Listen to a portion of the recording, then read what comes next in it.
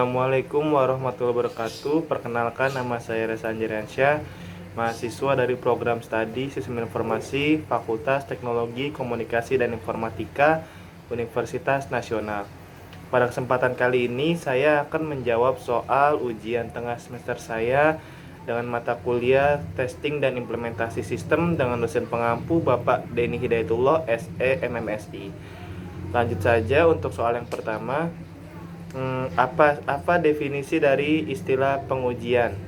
Jadi menurut El-Fatah pada tahun 2007, pengujian sistem merupakan proses eksekusi sistem yang dimana perangkat lunak untuk menentukan apakah sistem perangkat lunak tersebut cocok dengan spesifikasi sistem dan berjalan sesuai dengan lingkaran yang diinginkan.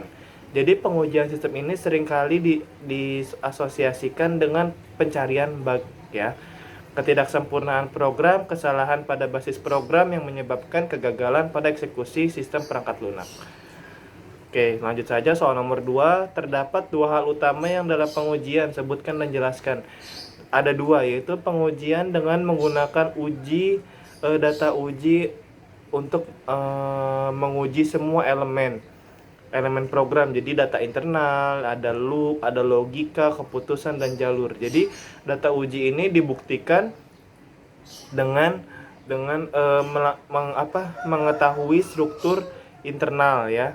Terus yang kedua ada pengujian dengan dilakukan mengeksekusi data uji dan mengecek apakah fungsional perangkat lunak bekerja dengan baik. Data uji dibangkitkan dari sistem perangkat lunaknya. Nah, gitu. Lanjut saja untuk nomor 3. Kita mengenal beberapa tipe pengujian sistem. Coba saudara sebutkan ada berapa tipe pengembangan sistem, kemudian saudara jelaskan termasuk karakteristik dan siasat pengujiannya. Jadi ada empat pengembangan sistem. Yang pertama itu pengembangan sistem biasa, yaitu karakteristik menggunakan metodologi pengujian sistem, user mengetahui requirement, pengembangan, penentuan struktur, siasat pengujian. Pengujian dilakukan pada tahap akhir tiap-tiap tahap, ya. Melakukan verifikasi tiap-tiap spesifikasinya yang diperlukan, menguji struktur dan fungsinya. Ada pengembangan iteratif atau prototyping, ya. Jadi karakteristiknya requirement tidak diketahui. Struktur didefinisikan di awal pengembangan, ya. Siasat pengujiannya yaitu verifikasi alat bantu, ya, case yang digunakan. Terus kemudian verifikasi kebutuhan tiap prototype, ya. Tiap prototype menguji fungsionalis, ya. Selanjutnya ada pemeliharaan sistem dengan karakteristik memodifikasi struktur. Siasat pengujiannya menguji struktur, mengeluarkan metode kerja yang terbaik, ya, memerlukan pengujian regresi. Yang terakhir, kontrak atau pembelian software dengan karakteristiknya struktur tidak diketahui, banyak terjadi defect fungsional tercantum dalam dokumen, terdapat berbagai dokumen. Ya, untuk siasat pengujiannya, verifikasi fungsi yang diperlukan, pengujian fungsionalis, pengujian di dalam lingkungan kerja. Nah, selanjutnya soal nomor 4. Yang pertama, apakah yang dimaksud proses verifikasi dan validasi? Yang kedua, apakah tujuan dalam proses verifikasi dan validasi? Jadi, proses verifikasi dalam konteks rekayasa perangkat lunak adalah sekelompok metode yang mengkonfirmasi implementasi yang tepat dari fungsi-fungsi tertentu, ya, dalam perangkat lunak. Ini digunakan untuk memeriksa apakah produk dibangun dengan benar atau tidak, ya. Selanjutnya ada proses validasi. Proses validasi mengacu pada serangkaian proses yang digunakan untuk memastikan keterlancaran perangkat lunak, ya, sehingga sesuai dengan persyaratan pelanggan. Dalam sebagian besar kasus terakhir, sistem komputer tidak memenuhi persyaratan pengguna, dan ini adalah salah satu masalah penting, ya. Terus tujuan verifikasi dan validasi. Yang pertama adalah verifikasi dan validasi harus memberikan kepastian bahwa software sesuai dengan tujuannya. Yang kedua, hal ini bukan berarti benar-benar bebas dari kekurangan, ya. Jadi harus cukup baik untuk tujuan penggunaannya dan tipe dari penggunaannya. akan menentukan derajat kepastian yang dibutuhkan. Oke. Selanjutnya soal nomor 5. Coba jelaskan sasaran dan prinsip pengujian serta apa adanya pengujian perangkat lunak ditujukan untuk apa, ya. Glenn Myers mengatakan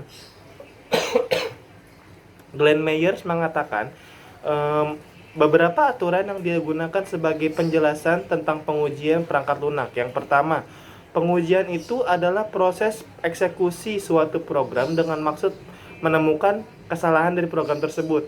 Yang kedua, ada test case-nya yang baik. Berarti dengan test case yang memiliki probabilitas tinggi untuk menemukan kesalahan yang belum pernah ditemukan sebelumnya. Yang ketiga, pengujian yang sukses adalah pengujian yang mengungkap semua kesalahan yang belum pernah ditemukan sebelumnya. Jadi maka dapat disimpulkan bahwa pengujian yang baik tidak hanya ditujukan untuk menemukan kesalahan, ya, pada perangkat lunak, tetapi juga untuk dapat menemukan data uji yang dapat menemukan kesalahan yang secara lebih teliti, ya. Tujuan pengujian ini yang pertama, menilai apakah perangkat lunak yang dikembangkan telah memenuhi kebutuhan si pemakai atau kebutuhan si user. Yang kedua, menilai apakah tahap pengembangan ini telah sesuai dengan metodologi yang digunakan. Yang ketiga, membuat dokumentasi hasil pengujian yang menginformasikan kesesuaian perangkat lunak yang diuji sesuai dengan spesifikasi yang telah ditentukan, ya. Oke, itu nomor 5. Selanjutnya untuk nomor 6, ketika akan melakukan pengujian sebuah sistem, terdapat beberapa langkah yang harus diperhatikan. Sebutkan langkah-langkah tersebut. Jadi ada beberapa hal yang harus diperhatikan dalam melakukan pengujian, yaitu pertama, menspesifikasikan kebutuhan atau requirement, ya. Requirement produk dalam bentuk yang dapat diukur atau quantifiable, ya, jauh sebelum pengujian dimulai. Yang kedua, menyatakan tujuan pengujian secara eksplisit, ya. Yang ketiga, memahami pengguna perangkat lunak dan membuat profil dari tiap kategori pengguna. Yang keempat, membuat rencana pengujian, jadi yang menekankan pada rapid circle testing. Yang kelima, menggunakan perangkat lunak robust yang dapat menguji dirinya sendiri. Yang keenam, melakukan formal technical review sebagai penyaring sebelum pengujian dilakukan. Yang ketujuh, melakukan formal technical review untuk menilai strategi pengujian dan kasus uji. Dan yang terakhir, mengembangkan ancaman peningkatan berlanjut untuk proses pengujiannya. Oke, soal nomor terakhir, sebutkan apa saja yang termasuk dalam faktor-faktor pengujian dan apa sajakah yang termasuk dalam tingkatan pengujian. Jelaskan dan berikan contohnya. Jadi faktor-faktor pengujian itu ada cukup banyak, ya. Yang pertama itu ada reliability, yaitu menekankan bahwa aplikasi akan dilaksanakan dalam fungsi sesuai yang diminta pada periode tertentu. Yang selanjutnya authorization, jadi menjamin data diproses sesuai dengan ketentuan ke manajemen. File integrity, menekankan pada data yang dimasukkan melalui aplikasi akan tidak bisa diubah. Audit trail, jadi menekankan pada kemampuan untuk mendukung proses verifikasi terjadi. Continuity of processing, jadi menekankan kemampuan untuk meneruskan proses ketika terjadi suatu permasalahan dengan menerapkan prosedur yang diperlukan dan di backup informasi untuk melindungi operasi yang mungkin hilang karena masalah tersebut. Ada service level, jadi service level ini menekankan bahwa hasil yang diinginkan dalam waktu yang diinginkan oleh user. Access control, jadi menekankan sumber daya sistem yang harus dilindungi dari kemungkinan modifikasi, pengrusakan, penyalahgunaan, dan prosedur keamanan. Harus dijalankan secara penuh untuk menjamin integritas data dan program aplikasi tersebut. Yang selanjutnya ada metodologi. Jadi menekankan bahwa aplikasi yang dirancang sesuai dengan strategi organisasi, kebijaksanaan, prosedur, dan standarnya.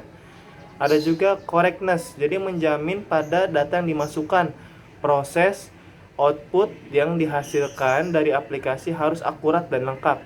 Ada juga ease of use. Jadi menekankan keperluasan usaha yang diminta untuk belajar mengoperasikan dalam menyiapkan inputan, ya. Ada maintainable, jadi usaha yang diminta untuk mengalokasikan dan memperbaiki suatu error dalam pengoperasian sistem. Ada portable juga, usaha yang diminta untuk mengirimkan program dari suatu konfigurasi H atau W, ya, dan atau lingkungan sistem software ke lingkungan yang lain. Ada coupling, jadi usaha yang diminta untuk menghubungkan komponen dalam sistem aplikasi dan dengan sistem aplikasi yang lain. Jadi dalam lingkungan pemrosesan. Ada lagi performance, jumlah perhitungan sumber daya dan kode yang diminta sistem untuk melakukan fungsinya, ya, untuk termasuk ke dalam kerja manual dan otomatis. Dan yang terakhir ada ease of operation. Jadi sejumlah usaha yang diminta untuk mengintegrasikan sistem ke dalam lingkungan operasi dan lingkungan sistem aplikasi berupa prosedur, manual, dan otomatisasi. Nah, tujuan tingkatan pengujian berikut pengujian sebagai berikut. Yang pertama, ada pengujian unit. Jadi pengujian unit itu pengujian yang difokuskan pada unit terkecil dari program atau modul. Ya, pengujian ini didasarkan pada informasi dari deskripsi perancangan detail perangkat lunak, ya. Selanjutnya ada pengujian regresi. Ya, pengujian regresi ini adalah pengujian yang difokuskan pada gabungan unit-unit atau modul-modul yang membentuk kesatuan fungsional. Jadi pengujian ini berdasarkan pada informasi dari deskripsi perancangan awal perangkat lunak, ya. Contohnya, suatu perusahaan dalam menghitung pengaruh biaya promosi terhadap volume penjualan perusahaan. Contohnya seperti itu. Yang terakhir ada pengujian sistem. Jadi pengujian sistem ini adalah pengujian yang dilakukan pada sistem komputer secara keseluruhan. Jadi pengujian ini umumnya dilakukan oleh pengembang secara bersamaan dengan pengembang lainnya. Karena pengujian yang dilakukan berhubungan dengan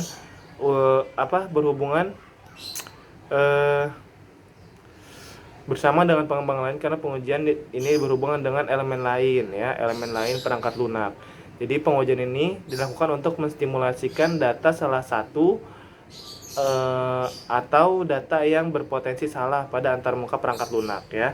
Contohnya dalam merancang suatu aplikasi sistem dengan didukung perangkat keras dan lunak, dilakukan uji coba untuk dioperasikan apakah sudah sesuai dengan yang diharapkan dan tanpa mengalami masalah dan kendalanya. Baik, cukup sekian jawaban ujian tengah semester saya mata kuliah testing dan implementasi sistem. Mohon maaf apabila ada kurang salahnya. Wabillahi taufiq wal hidayah. Wassalamualaikum warahmatullahi wabarakatuh.